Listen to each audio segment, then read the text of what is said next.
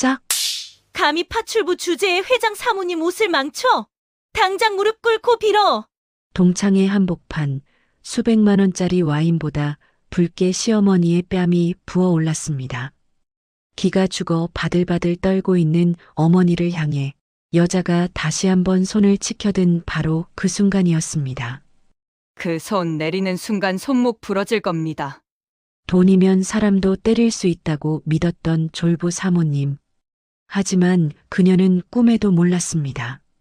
자신이 무시했던 그 며느리의 품속에 대한민국을 뒤흔들 지검장의 신분증이 들어있다는 사실을 말이죠. 화려했던 파티장이 한순간에 비명과 통곡이 오가는 단죄의 지옥으로 변해버린 그날. 과연 시어머니의 뺨을 때린 대가는 얼마나 혹독했을까요? 시작하기 전에 무료로 눌러주시는 구독과 좋아요, 알림 설정은 똑순이 사랑방에 큰 힘이 됩니다. 지금 어디서 듣고 계신지 댓글 달아주세요. 그럼 지금부터 이야기를 시작하겠습니다. 서울의 한복판에 우뚝 솟은 S호텔의 로비는 마치 다른 세상처럼 화려한 조명으로 번쩍이고 있습니다. 최고급 대리석 바닥은 거울처럼 반짝이고 잘 차려입은 사람들이 바쁘게 오가는 이곳에 낡은 트럭 한 대가 미끄러지듯 들어옵니다. 트럭 조수석 문이 열리고 오늘의 주인공인 박명숙이 조심스럽게 발을 내딛습니다. 그녀는 평소 아껴 입던 회색 코트 자락을 매무새 있게 다듬지만 세월의 흔적이 묻은 옷감은 어딘가 초라해 보입니다. 운전석에서 내린 아들 장태산이 듬직한 미소를 지으며 어머니 명숙에게 다가와 어깨를 감싸 안습니다. 장태산이 명숙의 주머니에 무언가를 찔러 넣으며 말했습니다. 엄마, 이거 볼펜 아니에요. 녹음기니까 꼭 가지고 있어요. 오늘 동창회 가서 혹시라도 누가 무시하거나 험한 소리 하면 주저하지 말고 이 버튼만 꼭 누르면 돼요. 알았죠? 박명숙이 아들의 손을 꼭 잡으며 대답했습니다. 아이고, 별걸 다 챙긴다. 친구들 만나서 밥 한 끼 먹는 건데 무슨 일이 있겠냐? 걱정하지 말고 가서 일해. 혜원이한테도 고맙다고 전해주고. 장태산이 걱정스러운 눈빛으로 명숙의 옷매무새를 만져주며 말했습니다. 혜원이가 엄마 기죽지 말고 당당하게 놀다 오시래요. 무슨 일 생기면 바로 전화하고요. 나 갈게요. 아들의 트럭이 멀어지는 모습을 한참이나 지켜보던 명숙은 크게 심호흡을 한번 하고 회전문을 밀고 들어갑니다. 하지만 연회장 입구에 들어서는 순간 명숙은 저도 모르게 어깨를 움츠리고 맙니다. 동창들은 하나같이 번쩍이는 보석 목걸이에 명품 가방을 들고 서로의 옷을 칭찬하느라 여념이 없습니다. 그 화려한 풍경 속에서 자신의 낡은 구두가 유난히 부끄럽게 느껴진 명숙은 사람들의 눈을 피해 구석진 테이블로 발걸음을 옮깁니다. 그때였습니다. 연회장 중앙에서 호탕하게 웃으며 사람들을 거느리고 있던 최미희가 매의 눈처럼 명숙을 발견하고는 표정을 싹 바꿉니다. 미희는 온몸을 명품 로고가 박힌 옷으로 도배하고 손가락마다 굵은 반지를 낀 채 꼿꼿하게 다가옵니다. 그녀의 얼굴은 잦은 시술로 팽팽하다 못해 부자연스럽게 당겨져 있습니다. 최미희가 과장된 목소리로 손을 휘저으며 소리쳤습니다. 어머, 이게 누구야? 우리 학교 다닐 때 존재감 없던 박명숙 아니니? 아니, 옷차림이 왜 이래? 나는 또 호텔에서 서빙하는 아줌마가 우리 자리에 잘못 앉은 줄 알았네. 주변에 있던 동창들이 미희의 말에 동조하듯 킥킥거리며 웃음을 터뜨립니다. 명숙은 얼굴이 화끈거려 쥐구멍이라도 찾고 싶은 심정입니다. 명숙이 애써 웃음을 지으며 자리에서 일어나려 하자 미희가 명숙의 어깨를 꾹 누르며 자리에 다시 앉힙니다. 최미희가 명숙의 코트깃을 손가락으로 툭툭 치며 빈정거렸습니다. 어머, 이 코트는 어느 박물관에서 꺼내 입고 왔니? 보풀 일어난 것 좀 봐. 너 남편 죽고 파출부 다닌다더니 정말인가 보구나. 동창회비는 낼 돈 있어서 온 거니? 없으면 내가 대신 내주고. 박명숙이 떨리는 목소리로 고개를 숙이며 대답했습니다. 미희야, 말이 너무 심하다. 나도 회비 내고 당당하게 온 거야. 오랜만에 친구들 보고 싶어서 온 건데 그러지 마라. 명숙의 소심한 반항에 미희의 눈썹이 꿈틀거립니다. 자신이 이 구역의 여왕이라고 생각하는 미희에게 감히 파출부 주제에 말대꾸하는 명숙이 거슬리기 짝이 없습니다. 때마침 웨이터가 다가와 미희의 잔에 붉은 와인을 따르기 시작합니다. 미희는 동창들에게 자신의 재력을 과시하고 싶은 마음에 와인 잔을 든 채 과장된 몸짓으로 웃으며 몸을 흔들어댑니다.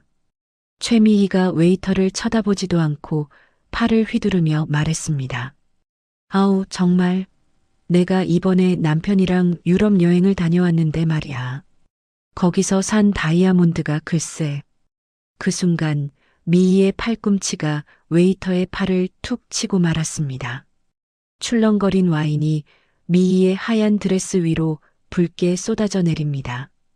순식간에 벌어진 일에 연회장은 찬물을 끼얹은 듯 조용해집니다. 미희는 자신의 얼룩진 드레스를 보고 쏘스라치게 놀라 비명을 지릅니다. 최미희가 붉게 물든 드레스를 털어내며 악을 썼습니다. 아, 이게 무슨 일이야. 내 옷, 내 옷. 당황한 웨이터가 휴지를 건네려 하자 미희는 웨이터의 손을 거칠게 뿌리치며 눈을 부라립니다. 그리고는 억울하다는 듯이 옆에 앉아있던 명숙을 사납게 노려봅니다. 명숙은 아무 짓도 하지 않았지만 미희의 서슬 퍼런 눈빛에 겁을 먹고 뒤로 물러납니다. 최미희가 명숙을 손가락질하며 고래고래 소리를 질렀습니다. 야, 박명숙, 너 지금 일부러 그랬지? 내가 돈 자랑하니까 배 아파서 밀친 거지? 그렇지? 박명숙이 양손을 내저으며 다급하게 대답했습니다. 아니야. 나는 가만히 있었어. 네가 팔을 휘두르다가 그런 거잖아. 왜 생사람을 잡고 그래? 하지만 미희는 명숙의 말을 들으려고도 하지 않습니다. 자신의 실수를 인정하기 싫은 미희는 만만한 명숙을 희생양으로 삼기로 작정한 듯합니다. 주변의 동창들도 미희의 눈치를 보느라 아무도 나서서 말리지 못합니다. 최미희가 명숙의 멱살을 잡을 듯이 다가와 소리쳤습니다. 이게 어디서 발뺌이야? 감히 파출부 주제에 회장 사모님 옷을 망쳐? 이거 이태리에서 공수해온 명품이야. 네가 평생 벌어도 못 갚을 돈이라고. 당장 무릎 꿇고 빌어. 옷값 물어내라고. 박명숙이 억울함에 눈물이 그렁그렁해서 대답했습니다. 내가 왜 빌어? 나는 잘못한 거 없다니까. 돈 많으면 사람 무시해도 되는 거야? 너 정말 너무한다. 명숙의 대꾸에 이성을 잃은 미희는 순간적으로 오른손을 높이 쳐듭니다. 그리고 전 동창이 지켜보는 앞에서 명숙의 뺨을 향해 힘껏 손을 휘두릅니다. 짝! 날카로운 마찰음이 넓은 연회장에 울려 퍼집니다. 명숙은 고개가 획 돌아간 채 바닥에 주저앉고 맙니다. 뺨에는 시뻘건 손자국이 선명하게 남았고 입안이 터졌는지 입가에는 피가 비칩니다. 충격과 모멸감에 명숙은 아무 말도 하지 못한 채 바들바들 떨고만 있습니다. 미희는 분이 풀리지 않는지 씩씩거리며 다시 한번 손을 들어 올립니다. 최미희가 바닥에 쓰러진 명숙을 내려다보며 독서를 퍼부었습니다. 주제 파악도 못하는 게 어디서 눈을 동그랗게 뜨고 대들어? 가정교육을 어떻게 받았길래 이따위야? 못 배운 티를 꼭 내어. 한 대 더 맞아야 정신을 차리지? 미희의 손바닥이 다시 명숙의 얼굴을 향해 날아가는 그 찰나였습니다. 굳게 닫혀있던 연회장의 육중한 문이 쾅 하는 소리와 함께 거칠게 열립니다. 사람들의 시선이 문 쪽으로 쏠립니다. 검은 정장을 단정하게 입은 젊은 여자가 뚜벅뚜벅 걸어 들어옵니다. 화장기 없는 수수한 얼굴이지만 눈빛만큼은 맹수처럼 서늘하게 빛나는 여자, 바로 강혜원입니다. 혜원은 로비에서 기다리다가 열린 문틈으로 들려오는 고함 소리와 익숙한 시어머니의 비명 소리를 듣고 곧장 뛰어들어온 것입니다. 바닥에 주저앉아 뺨을 감싸 쥐고 있는 시어머니와 그 위에서 손을 쳐들고 있는 미희를 본 혜원의 눈에서 불꽃이 튑니다. 혜원은 쓰러진 시어머니를 일으키는 대신 성큼성큼 걸어가 미희의 앞을 가로막습니다. 미희가 혜원의 존재를 눈치채기도 전에 혜원의 손이 번개처럼 뻗어나가 미희의 손목을 낚아챕니다. 그리고 조금의 망설임도 없이 손목을 뒤로 꺾어버립니다. 최미희가 고통에 찬 비명을 지르며 몸을 비틀었습니다. 아, 뭐야? 이거 안 나? 내 팔 부러져. 혜원은 미희의 비명 따위는 들리지 않는다는 듯 잡은 손목에 더욱 힘을 주며 미희를 바닥으로 짓누릅니다. 미희는 고통을 이기지 못해 무릎을 꿇고 맙니다. 동창들은 갑작스러운 상황에 비명도 지르지 못한 채 입을 막고 지켜볼 뿐입니다. 최미희가 혜원을 올려다보며 악을 썼습니다. 너 뭐야? 너 누구길래 남의 잔치에 와서 행패야? 이거 안 나? 경호원 불러. 당장 전염 끌어내. 미희가 반대쪽 손으로 혜원의 머리채를 잡으려 허우적거립니다. 혜원은 가볍게 몸을 틀어 미희를 바닥으로 밀쳐버립니다. 엉덩방아를 찌우며 볼품없이 넘어진 미희는 헝클어진 머리를 감싸쥐며 혜원을 노려봅니다. 혜원은 품 안에서 가죽 지갑을 꺼내 펼치더니 미희의 눈앞에 바짝 들이밉니다. 지갑 속에 박힌 묵직한 마크와 지방검찰청 검사장 강혜원이라는 글자가 선명합니다. 강혜원이 낮지만 서늘한 목소리로 또박또박 말했습니다. 서울중앙지검 지검장 강혜원입니다. 당신이 방금 폭행한 분, 제 어머니이자 이 나라 법을 집행하는 검사장의 가족입니다. 어디 그 잘난 손 한 번만 더 올려보시죠. 그때는 손목 꺾는 걸로 안 끝날 겁니다. 좌중은 찬물을 끼얹은 듯 침묵에 휩싸입니다. 동창들은 지검장이라는 단어에 사색이 되어 뒷걸음질 칩니다. 하지만 미희는 신분증을 보고 잠시 멈칫하더니 이내 믿을 수 없다는 듯 코웃음을 칩니다. 그녀의 상식으로는 저렇게 젊은 여자가, 그것도 파출부 명숙의 며느리가 검사장일 리 없다고 판단한 것입니다. 최미희가 바닥에서 일어나며 비릿한 웃음을 흘렸습니다. 뭐, 지검장? 하이고 지나가던 개가 웃겠다. 야, 너 어디서 가짜 신분증 파왔니? 요즘 사기꾼들은 간도 크네. 명숙이 내 며느리라며? 시어머니는 파출부인데 며느리는 검사라고? 소설을 써라, 소설을 써.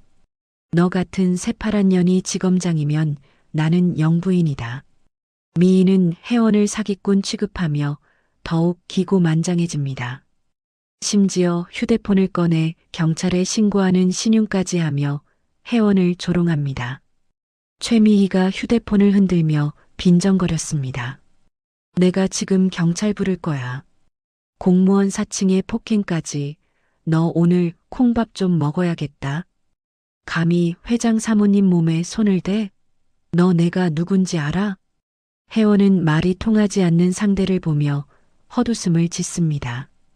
더 이상 대화는 무의미하다고 판단한 혜원은 자신의 휴대폰을 꺼내 단축번호 1번을 누릅니다. 신호가 가자마자 상대방이 전화를 받습니다. 혜원의 눈빛이 매섭게 빛나며 미희를 꿰뚫어 봅니다. 강혜원이 수화기에 대고 차갑게 명령했습니다. 서장님, 접니다. 강혜원입니다. 지금 당장 S호텔 연회장으로 병력 보내세요. 공무집행방해 및 특수폭행 현행범이 날뛰고 있으니까 최대한 빨리 와서 수갑 채우세요. 알겠습니까? 혜원은 전화를 끊고 싸늘한 미소를 지으며 미희를 내려다봅니다. 미희의 얼굴에서 여유가 사라지고 불길한 예감이 스치고 지나갑니다. 하지만 이미 엎질러진 물입니다. 뺨을 맞은 시어머니와 복수의 칼날을 뽑아든 며느리. 파란만장한 전쟁의 서막이 올랐습니다. S호텔 로비의 자동문이 요란한 소리를 내며 열립니다. 그 사이로 제복을 입은 경찰관 10여 명이 우르르 몰려들어옵니다. 그 선두에는 관할 경찰서장이 땀을 뻘뻘 흘리며 뛰어오고 있습니다. 얼마나 급하게 달려왔는지 모자가 삐딱하게 돌아간 줄도 모르는 눈치입니다. 연회장 안은 경찰들의 등장에 순식간에 아수라장이 됩니다. 미희의 동창들은 겁에 질려 구석으로 뒷걸음질 치고 바닥에 주저앉아 있던 미희는 경찰을 보자마자 얼굴에 화색이 돕니다. 최미희가 경찰서장을 향해 손짓하며 고래고래 소리를 질렀습니다. 어머 서장님, 여기에요 여기. 아니 세상에, 경찰이 왜 이제야 와요? 내가 낸 세금이 얼만데. 당장 전현들 좀 잡아넣어요. 내 팔 부러뜨린 거 봤죠? 미희는 서장이 자신을 구하러 왔다고 철석같이 믿고 있습니다. 그녀는 헝클어진 머리를 대충 쓸어 넘기며 혜원을 향해 비릿한 웃음을 날립니다. 하지만 서장은 미희 쪽은 쳐다보지도 않습니다. 그는 곧장 혜원 앞으로 달려가더니 군기가 바짝 든 자세로 착 소리가 나게 거수 경례를 붙입니다. 경찰서장이 숨을 헐떡이며 큰 소리로 외쳤습니다. 충성! 관할 서장 박철민, 지검장님의 호출을 받고 출동했습니다. 늦어서 죄송합니다. 현재 병력 배치 완료했습니다. 서장의 우렁찬 목소리가 연회장에 쩌렁쩌렁 울립니다. 순간 미희의 입가에 걸려있던 비웃음이 얼음장처럼 굳어버립니다. 동창들은 입을 딱 벌린 채 혜원과 서장을 번갈아 쳐다봅니다. 명숙은 며느리의 위세에 놀라 눈만 깜빡이고 있습니다. 혜원은 차가운 눈빛으로 서장의 경례를 눈짓으로만 봤습니다. 강혜원이 서장에게 시선을 고정한 채 낮게 말했습니다. 서장님, 관할 구역 치안 관리가 아주 엉망이네요. 대낮에 호텔 연회장에서 폭행 사건이 벌어지고 피해자가 공포에 떨고 있는데 가해자는 반성의 기미가 없습니다. 현장 CCTV 즉시 확보하시고 목격자 진술 하나도 빠짐없이 받으세요. 경찰서장이 식은땀을 닦으며 대답했습니다. 네, 알겠습니다. 즉시 조치하겠습니다. 저기 있는 여자가 가해자입니까? 서장이 손가락으로 미희를 가리키자 경찰관 2명이 미희의 양팔을 잡으러 다가갑니다. 하지만 미희는 여전히 현실을 받아들이지 못하고 있습니다. 그녀의 머릿속에서 파출부 며느리와 지검장이라는 단어는 도저히 연결될 수 없는 모순 덩어리이기 때문입니다. 최미희가 경찰관의 팔을 뿌리치며 발악했습니다. 이거 안 나? 당신들 미쳤어? 내가 누군지 알아? 야, 이 서장놈아. 너 돈 먹었니? 저 어린 년이 지검장이라는 게 말이 돼? 딱 봐도 어디 높으신 분 세컨드나 스폰서 끼고 설치는 꽃뱀이잖아. 공무원 사칭하는 사기꾼이라고. 미희의 막말에 서장의 얼굴이 사색이 됩니다. 현직 지검장을 꽃뱀 취급하다니 제정신이 아니고서는 할 수 없는 말입니다. 혜원은 기가 차다는 듯 헛웃음을 짓습니다. 강혜원이 미희에게 한 걸음 다가가며 말했습니다. 당신의 그 무지함이 얼마나 큰 죄가 되는지 법으로 가르쳐드리죠. 서장님, 뭐 하십니까? 공무집행 방해에 모욕죄까지 추가해서 현행범 체포하세요. 경찰들이 미희에게 수갑을 채우려 하자 미희는 바닥에 드러누워 발버둥을 칩니다. 결국 미희는 여자 경찰관들에게 사지가 들려 개구리처럼 끌려나갑니다. 연회장을 빠져나가는 순간까지도 미희는 악에 바친 비명을 지릅니다.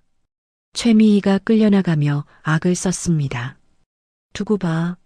내 남편한테 전화할 거야. 너희들 옷 다 벗게 만들 거야. 가만 안 둬.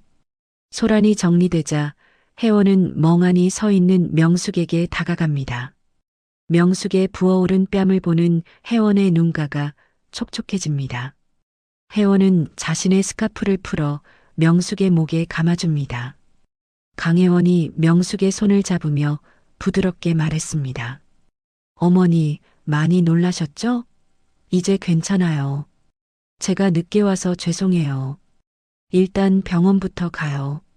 박명숙이 떨리는 손으로 며느리의 옷소매를 잡으며 말했습니다. 혜원아, 나 때문에 네가 곤란해지는 거 아니냐? 저 여자 남편이 돈이 엄청 많다던데. 네가 검사라고 해도 해코지하면 어떡하니? 강혜원이 명숙의 어깨를 감싸 안으며 단호하게 대답했습니다. 어머니, 돈이 법 위에 있을 수는 없어요. 걱정하지 마세요. 제가 다 알아서 할게요. 저 밖에서 어머니 생각만큼 약한 사람 아니에요. 혜원은 명숙을 안심시키고 병원으로 향합니다. 하지만 미희의 무지한 도발은 여기서 끝이 아니었습니다. 경찰서 조사실에 앉은 미희는 휴대폰을 돌려받자마자 남편 황두식에게 전화를 겁니다. 그녀는 자신의 잘못은 쏙 빼놓고 상황을 교묘하게 왜곡하기 시작합니다. 최미희가 수화기를 붙들고 거짓 눈물을 흘리며 말했습니다. 여보, 나 억울해서 못 살아. 오늘 동창회 갔는데 명숙이 그 파출부년이 며느리를 데리고 왔어. 근데 그 어린 년이 자기가 지검장이랍시고 설치면서 내 팔을 꺾고 때렸어. 경찰서장 놈은 그년한테 돈을 처먹었는지 나한테 수갑을 채우고 난리야. 전화기 너머로 황두식의 걸걸한 욕설이 들려옵니다. 자신의 아내가 그것도 감히 파출부 며느리한테 당했다는 사실에 황두식의 자존심은 짓밟혔습니다. 그는 앞뒤 사정도 알아보지 않고 즉시 보복을 지시합니다. 황두식이 소리를 지르며 말했습니다. 뭐, 어떤 놈이 감히 내 마누라 몸에 손을 대? 지검장? 웃기고 자빠졌네. 요즘 사기꾼들이 판을 친다더니. 걱정 마. 내가 본때를 보여줄 테니까. 당장 애들 풀어서 그 집구석 쑥대밭으로 만들어 놓으라고 할게. 그날 오후 혜원의 남편 장태산이 운영하는 작은 인테리어 사무실 앞. 검은 승합차 2대가 급정거하며 멈춰섭니다. 차 문이 열리고 덩치 큰 사내들이 쇠파이프와 강목을 들고 내립니다. 사무실 안에서 도면을 보고 있던 태산은 밖에서 들리는 웅성거림에 고개를 듭니다. 하지만 무슨 일인지 파악하기도 전에 유리문이 와장창 깨지며 박살이 납니다. 용역 깡패들이 사무실로 난입해 집기들을 닥치는 대로 부수기 시작합니다. 책상이 엎어지고 컴퓨터 모니터가 바닥에 내동댕이 쳐집니다. 태산이 그들을 막아보려 하지만 역부족입니다. 장태산이 깡패의 팔을 붙잡으며 소리쳤습니다. 당신들 뭐야? 다짜고짜 남의 가게에서 이게 무슨 짓이야? 경찰에 신고하기 전에 당장 나가. 리더 격인 깡패가 태산의 멱살을 잡고 밀치며 비웃었습니다. 신고? 해볼 테면 해봐. 우리 회장님이 보내서 왔다. 너희 엄마가 주둥이를 잘못 놀려서 교육 좀 시키러 왔지. 앞으로 장사 계속하고 싶으면 납작 엎드려서 살아. 알았어? 깡패들은 사무실을 난장판으로 만든 뒤 유유히 사라집니다. 태산은 깨진 유리 조각 사이에서 피가 흐르는 팔을 감싸쥐고 멍하니 앉아 있습니다. 하지만 이것은 시작에 불과했습니다. 병원 진료를 마치고 집으로 돌아온 명숙은 현관문을 보고 기절할 듯 놀랍니다. 대문에는 붉은색 스프레이로 밤길 조심해라, 죽여버린다 같은 끔찍한 욕설이 도배되어 있습니다. 현관 앞에는 택배 상자가 하나 놓여 있는데 상자 틈 사이로 비릿한 악취가 풍겨 나옵니다. 박명숙이 입을 틀어막고 주저앉으며 울먹였습니다. 아이고, 이를 어째. 이게 무슨 날벼락이야. 무서워서 어떻게 살아, 무서워서. 퇴근 후 혜원이 집에 도착했을 때 집안은 공포에 질려 있었습니다. 난장판이 된 남편의 가게 사진, 대문에 칠해진 붉은 페인트, 그리고 공포에 떨며 이불을 뒤집어 쓰고 있는 시어머니. 이 모든 참상을 목격한 혜원의 표정은 무섭도록 차갑게 가라앉습니다. 그녀는 더 이상 시어머니 앞에서 웃는 낯을 할 수가 없습니다. 혜원은 말없이 서재로 들어가 문을 잠급니다. 책장 뒤편에 숨겨진 금고의 다이얼을 돌리는 혜원의 손끝이 분노로 미세하게 떨립니다. 철컥하는 소리와 함께 금고 문이 열립니다. 혜원은 금고 깊숙한 곳에서 누런 서류 봉투 하나를 꺼냅니다. 봉투 겉면에는 청강건설 황두식 대표 내사 자료라고 적혀 있습니다. 평검사 시절부터 황두식의 비리를 쫓았지만 윗선의 압력으로 인해 눈물을 머금고 봉인해야 했던 바로 그 파일입니다. 봉투 위에 쌓인 먼지를 털어내는 혜원의 눈빛이 매섭게 번뜩입니다. 강혜원이 서류 봉투를 책상에 내려놓으며 혼잣말로 중얼거렸습니다. 법으로 해결해 주길 바랐는데 굳이 깡패 방식을 원하신다면 좋아요. 내가 당신들이 제일 무서워하는 법으로 짓밟아 줄게. 검사가 작정하고 물어뜯으면 얼마나 지독한지 똑똑히 보여주지. 다음 날 아침 서울중앙지검 지검장실. 출근한 혜원의 지시는 정광석화처럼 빠르고 거침이 없습니다. 혜원은 특수부 부장검사와 수사관들을 즉시 호출합니다.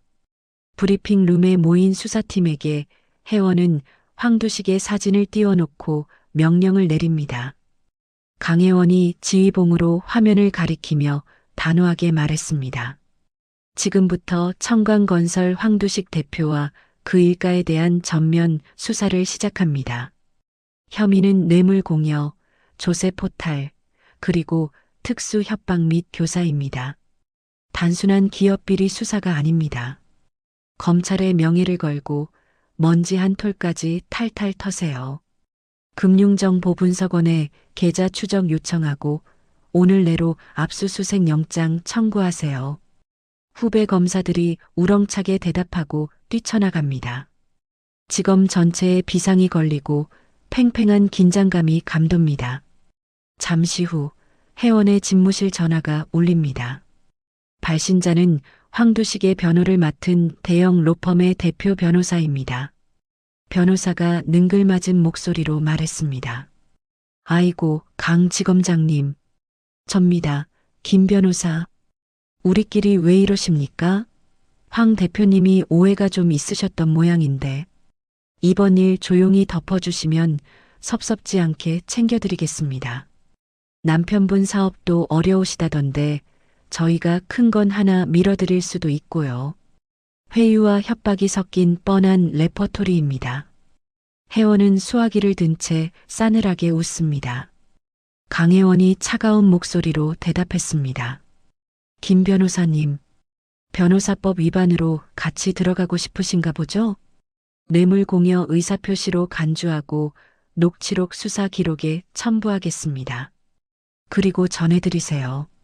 돈으로 뺨을 때리는 건 쉬웠겠지만 그 대가는 징역으로 갚아야 할 거라고요. 혜원은 상대방의 대답도 듣지 않고 전화를 끊어버립니다. 전쟁은 시작되었습니다. 하지만 혜원은 아직 모르고 있습니다. 황두식의 뒤에 자신조차 함부로 건드릴 수 없는 거대한 검찰 권력이 버티고 있다는 사실을 말입니다. 서울중앙지검 지검장실의 공기는 무겁게 가라앉아 있습니다. 창밖에는 먹구름이 잔뜩 끼어 금방이라도 비가 쏟아질 것 같습니다. 강혜원은 책상 위에 놓인 종이 한 장을 뚫어지게 바라보고 있습니다. 그 종이에는 압수수색 영장 기각이라는 붉은 도장이 선명하게 찍혀 있습니다. 법원이 범죄 혐의가 명백한 사건의 영장을 기각하는 일은 극히 드뭅니다. 회원은 이것이 단순한 법리적 판단이 아님을 직감적으로 알아챕니다. 그때 책상 위에 유선 전화가 날카로운 소리를 내며 울립니다.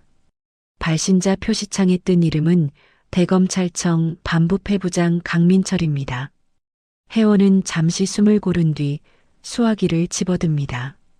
강혜원이 차분하지만 뼈가 있는 목소리로 전화를 받았습니다.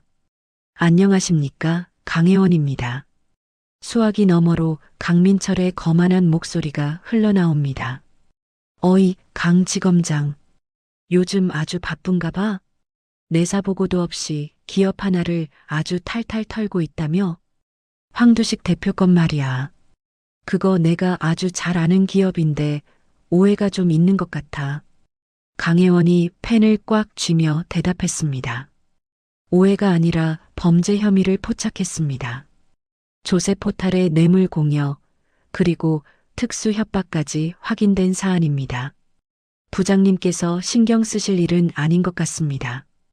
강민철이 혀를 차는 소리가 수화기를 타고 들려옵니다.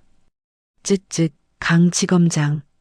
자니가 아직 정치를 몰라서 그러는데 검찰이 기업 죽이기 시작하면 나라 경제가 어떻게 되겠어? 그리고 황 대표, 우리 검찰에 기여한 바가 큰 사람이야. 좋은 말로 할 때 그만 덮어. 이건 명령이야. 강혜원이 자리에서 벌떡 일어나며 단호하게 말했습니다. 범죄자에게 면죄부를 주는 게 검찰의 역할입니까? 저는 법과 원칙대로 수사하겠습니다. 이건 제 직을 걸고 하는 수사입니다. 전화기 너머 강민철의 목소리가 한층 차갑게 변합니다. 직을 걸어? 그래, 어디 한번 끝까지 가보자고. 후회하게 될 거야. 아주 뼈저리게 말이야. 전화가 뚝 끊깁니다. 회원이 수화기를 내려놓기도 전에 지검장실 문이 거칠게 열리며 검은 양복을 입은 남자들이 들이닥칩니다. 대검찰청 감찰부 소속 요원들입니다.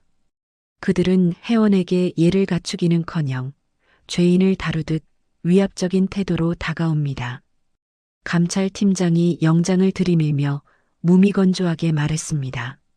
대검 감찰부에서 나왔습니다. 강혜원 지검장, 귀하에 대해 직권 남용 및 표적 수사 혐의로 감찰이 시작되었습니다.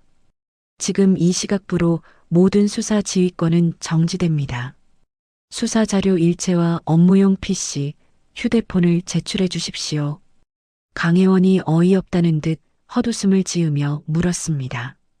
표적 수사요? 정당한 기업 비리 수사를 감찰한다니 이게 말이 됩니까? 누구 지시입니까? 강민철 부장입니까?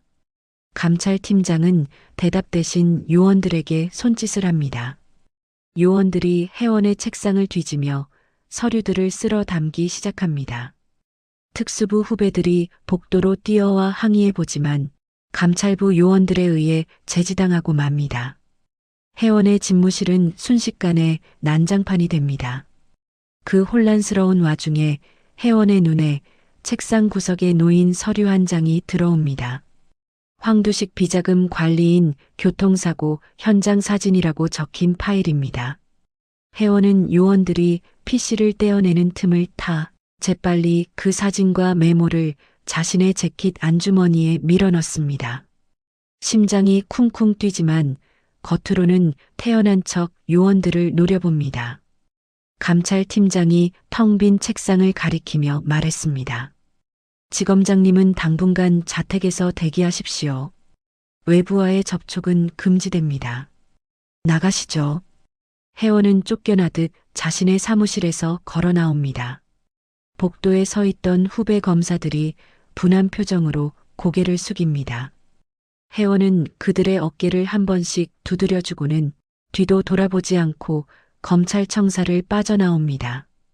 등 뒤로 쏟아지는 시선들이 비수처럼 꽂히지만 회원은 무너지지 않습니다.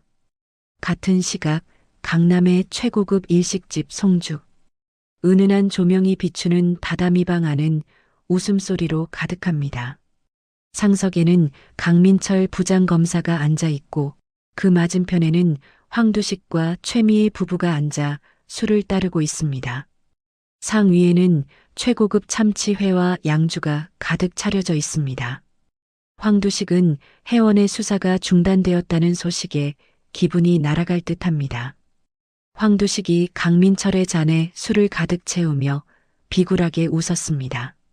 아이고, 역시 부장님 힘이 대단하십니다. 그 젊은 것이 날뛰는 꼴을 보니 아주 10년 묵은 체증이 내려가는 것 같습니다. 제가 이 은혜는 잊지 않겠습니다. 강민철이 술잔을 비우고 입가를 닦으며 거만하게 말했습니다. 황 대표, 그러니까 평소에 처신을 잘했어야지. 어디 감히 지검장 시어머니를 건드려? 그래도 이번 기회에 강혜원이 그 콧대 높은 거 꺾어놓으니 나도 속은 시원하네. 이제 그 여자는 끝났어. 검사 옷 벗는 건 시간 문제야. 옆에 앉아있던 최미희가 박수를 치며 깔깔거립니다. 그녀는 술 기운이 올랐는지 얼굴이 불그스레합니다. 미희는 자신의 남편이 돈으로 권력을 매수하는 이 장면이 자랑스럽기만 합니다. 최미희가 젓가락으로 회를 집어먹으며 빈정거렸습니다. 어머, 부장님 최고예요. 내가 그년 눈빛 볼 때부터 재수가 없더라니. 이제 감옥 갈 일만 남은 건가? 아 참, 이 좋은 소식을 나만 알면 섭섭하지. 미희는 핸드백에서 휴대폰을 꺼내 명숙에게 전화를 겁니다. 박명숙은 집에서 이삿짐을 싸고 있다가 전화벨 소리에 깜짝 놀랍니다. 발신자가 미희인 것을 확인한 명숙은 받지 않으려 하지만 혹시나 혜원에게 해가 될까봐 떨리는 손으로 전화를 받습니다. 박명숙이 기어들어가는 목소리로 전화를 받았습니다. 여보세요. 최미희가 스피커폰으로 돌려놓고 큰 소리로 떠들었습니다. 어머 명숙아, 나야 미희. 뉴스 봤니? 내 며느리 이제 잘리게 생겼다며? 감찰인가 뭔가 받는다던데 그거 감옥 가는 거라며? 어쩌니 시어머니가 주제 파악 못하고 나대다가 며느리 앞길 다 망쳤네. 박명숙이 충격에 주저앉으며 울먹였습니다. 미희야, 그게 무슨 소리니? 우리 혜원이가 왜? 내가 잘못했다. 내가 다 잘못했어. 제발 우리 며느리는 건드리지 마라. 최미희가 코웃음을 치며 대답했습니다. 이제 와서 빌면 뭐하니? 이미 늦었어. 그러게 내가 무릎 꿇으라고 할 때 꿇었으면 좋았잖아. 잘 가라 명숙아. 콩밥 먹을 준비나 해. 전화가 끊어지자 명숙은 바닥에 엎드려 통곡합니다.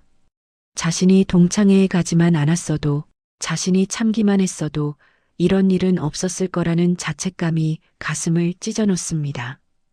거실에는 반쯤 싸다만 이삿짐 박스들이 덩그러니 놓여 있어 처량함을 더합니다. 밤이 깊어지자 서울 도심에는 장대비가 쏟아지기 시작합니다. 혜원은 검찰청에서 나온 복장 그대로 모자 하나를 푹 눌러 쓴 채 어딘가로 향하고 있습니다. 그녀가 도착한 곳은 인적이 드문 외곽도로의 한 사거리입니다. 바로 황두식의 비자금 장부를 관리하던 회계사가 의문이 뺑소니를 당한 현장입니다. 혜원은 우산도 쓰지 않고 비를 맞으며 현장을 서성입니다. 강혜원이 빗물에 젖은 바닥을 내려다보며 혼잣말을 했습니다. 단순 사고일 리가 없어. 분명히 뭔가 증거가 있을 거야. 타이어 자국, 파편, 뭐라도 찾아야 해. 혜원은 휴대폰 플래시를 켜고 도로변의 풀숲까지 샅샅이 뒤집니다. 차가운 빗물이 옷 속으로 스며들어 몸이 으슬으슬 떨리지만 혜원의 눈빛은 사냥감을 쫓는 맹수처럼 형형하게 빛납니다. 그녀는 이 사고가 황두식과 강민철의 연결고리를 끊을 유일한 열쇠라고 확신합니다. 하지만 현장은 이미 며칠 전에 비로 깨끗하게 씻겨나간 상태입니다. 혜원은 고개를 들어 주변 상가들을 살핍니다. 다행히 사거리를 비추는 낡은 CCTV가 하나 보입니다. 혜원은 희망을 품고 편의점으로 뛰어들어갑니다. 편의점 아르바이트생이 흠뻑 젖은 혜원을 보고 놀라며 물었습니다. 저기요, 무슨 일이세요? 물건 사시게요? 강혜원이 지갑에서 젖은 명함을 꺼내 보여주며 다급하게 말했습니다. 검찰에서 나왔습니다. 저기 밖에 있는 CCTV, 이 가게에서 관리하는 거 맞죠? 일주일 전 사고 영상 좀 확인할 수 있을까요? 아르바이트생이 난처한 표정으로 머리를 극적이며 대답했습니다. 아, 그거요? 어제 어떤 남자들이 와서 수리한다면서 가져갔는데요. 하드디스크인가 뭔가 싹 다 갈아야 한다면서요. 혜원은 다리에 힘이 풀려 그 자리에 멍하니 서 있습니다. 이미 그들이 한 발 앞서 증거를 인멸해버린 것입니다. 권력이라는 거대한 벽이 사방을 가로막고 있는 기분입니다. 혜원은 편의점을 나와 터덜터덜 빗속을 걷습니다. 그때 주머니 속에서 진동이 울립니다. 발신자 표시 제한으로 걸려온 전화입니다. 혜원은 빗물을 닦아내며 전화를 받습니다. 강혜원이 지친 목소리로 전화를 받았습니다. 여보세요. 누구십니까? 수화기 너머로 잔뜩 긴장해 떨리는 남자의 목소리가 들려옵니다. 목소리는 기계음으로 변조되어 있어 누구인지 짐작조차 할 수 없습니다. 변조된 목소리가 속삭이듯 말했습니다. 강혜원 검사님 맞습니까? 저는 당신이 찾고 있는 걸 알고 있습니다. 황두식의 이중 장부, 그리고 강민철 부장의 목소리가 담긴 진짜 증거. 제가 가지고 있습니다. 혜원의 눈이 번쩍 뜨입니다. 절망의 끝에서 마주한 한 줄기 빛. 혜원은 빗소리에 묻히지 않도록 전화기를 귀에 바짝 갖다 댑니다. 강혜원이 떨리는 목소리로 물었습니다. 당신 누구입니까? 증거가 어디에 있죠? 남자가 짧게 대답하고 전화를 끊습니다. 오늘 밤 11시 한강공원 3주차장. 혼자 오십시오. 미행이 붙으면 거래는 없습니다. 뚜뚜뚜. 전화가 끊어지고 혜원은 멍하니 휴대폰을 바라봅니다. 함정일지도 모릅니다. 하지만 지금 혜원에게는 선택의 여지가 없습니다. 그녀는 젖은 머리카락을 쓸어 넘기며 차가 주차된 곳으로 달리기 시작합니다. 어둠 속에서 반격의 서막이 오르고 있습니다. 비가 억수같이 쏟아지는 한강 시민공원의 주차장은 칠흑 같은 어둠에 잠겨 있습니다. 가로등마저 드문드문 꺼져 있어 을씨년스러운 분위기를 자아냅니다. 강혜원의 자동차가 무릉덩이를 튀기며 구석진 자리에 멈춰섭니다. 와이퍼가 부지런히 움직이지만 퍼붓는 빗줄기를 감당하기엔 역부족입니다. 혜원은 핸들을 꽉 잡은 채 백미러와 사이드미러를 번갈아 확인합니다. 혹시 모를 미행을 경계하는 그녀의 눈빛이 날카롭게 빛납니다.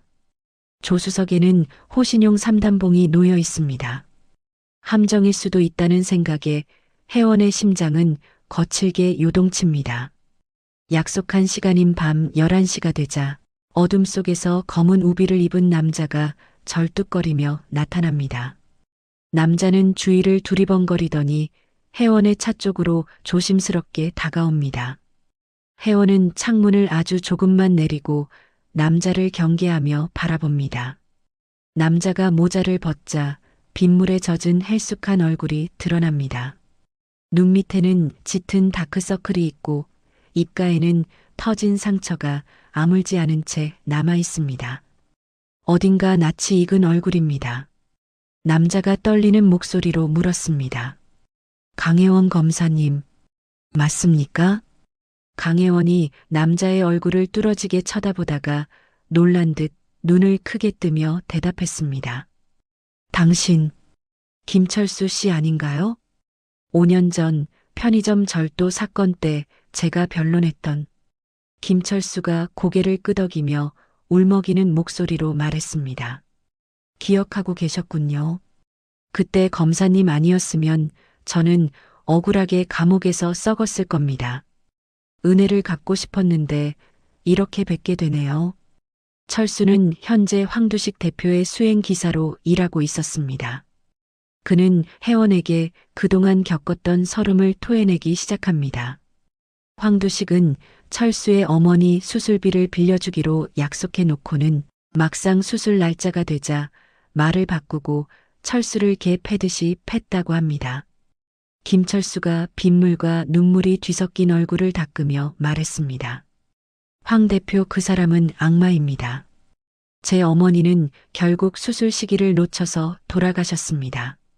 그런데 어제 검사님이 시어머니를 지키려고 그 사모님 팔을 꺾었다는 얘기를 들었습니다. 그때 결심했습니다. 이 사람들을 무너뜨릴 수 있는 건 검사님뿐이라고요. 철수는 품 안에서 비닐에 꽁꽁 쌓인 작은 물건을 꺼내 혜원에게 건넵니다.